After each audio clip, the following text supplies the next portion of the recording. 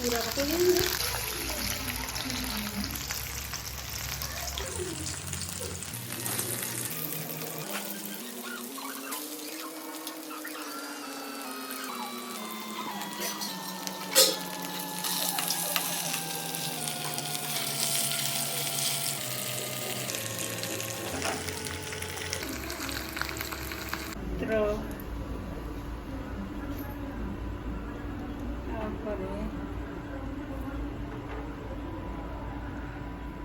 ତାପରେ ଟିକେ ଫୁଟଣ, ତାପରେ ଚକ୍ରି ଫୁଲ, ତାପରେ ଗୋଟେ ଇଞ୍ଚି ଡାଲଚିନି, ତାପରେ 4ରୁ 5ଟା ଗୋଲମରିଚ, ତାପରେ 4ଟା ଲବଙ୍ଗ,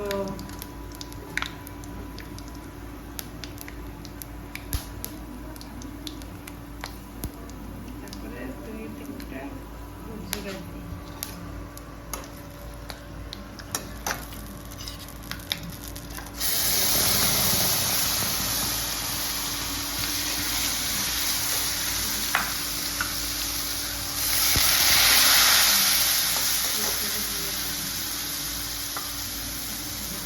ଅଦା ପକେଇଗଲା।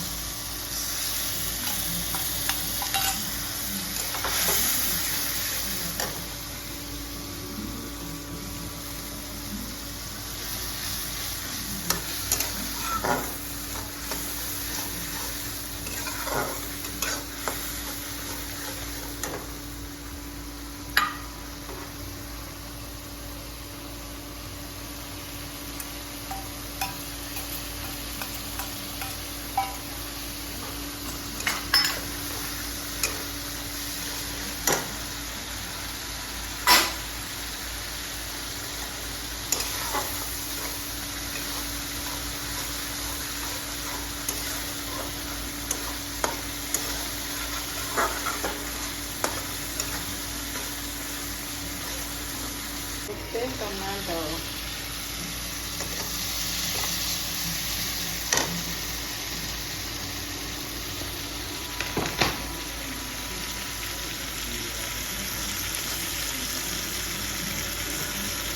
ଅନୁସାରେ ଲୁଣ,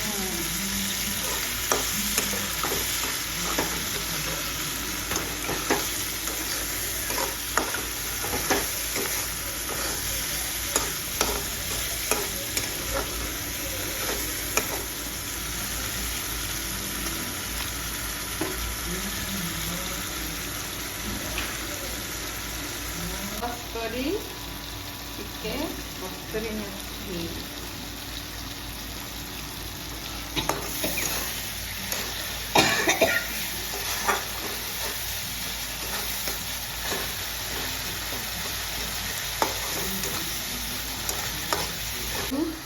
ଫୁଲକୋବି,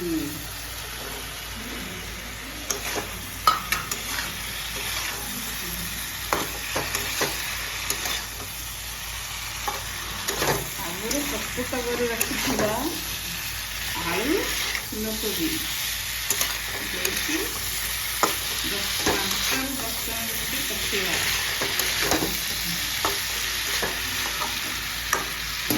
ପାଇଁ ଢାଙ୍କୁଣି ଦେଇଦେବା। ଗ୍ୟାସ୍ ଲୋ ମିଡ଼ିୟମ୍ରେ ରଖିବା। ମଝିରେ ମଝିରେ ଢାଙ୍କୁଣି ଖୋଲିକି ମସଲା ଲାଗିଯିବ ତରକାରୀ।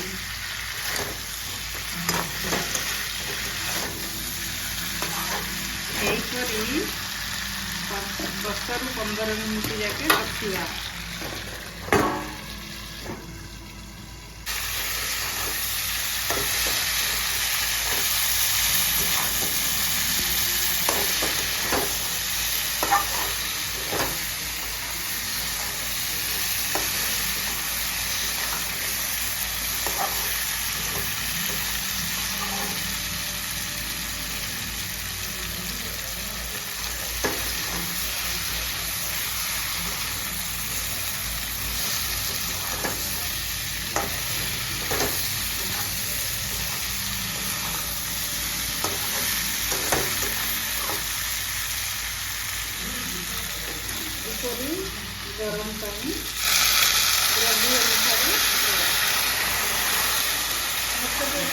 ଗ୍ରେଭି ଦରକାର ଆପଣମାନଙ୍କୁ ଯେତିକି ଗ୍ରେଭି ଦରକାର ଆପଣମାନେ ଦେବେ ଅଧିକା ପାଣି।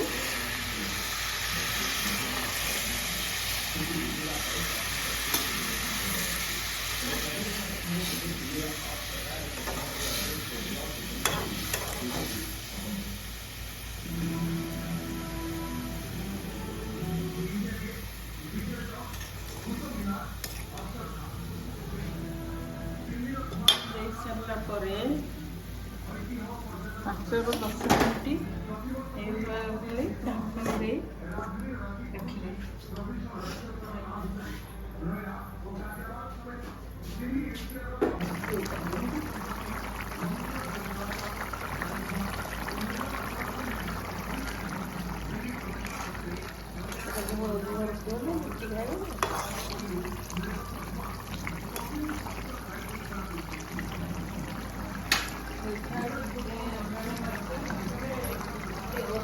गरम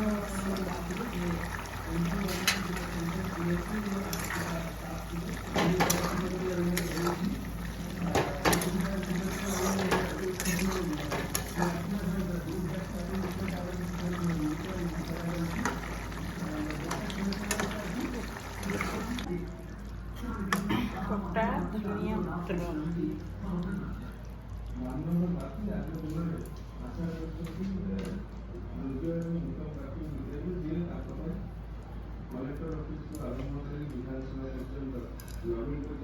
प्रस्तुत होगला बिना पियाज रसुण आलू फूलकोबी टमाटो तरकारी रेडी। आपण मैंने रोटी खाई पारे भात सहित खाई पारे।